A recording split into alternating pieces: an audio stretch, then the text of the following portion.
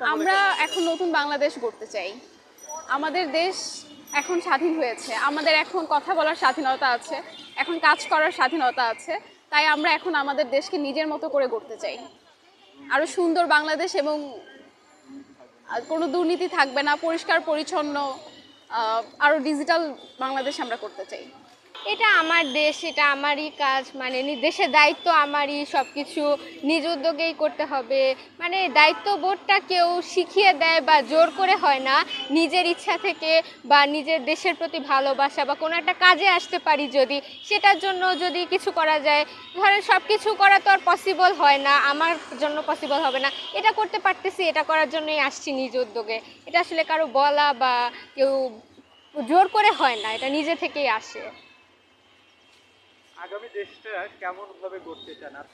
দেশ আসলে আমাদের দেশটা মানে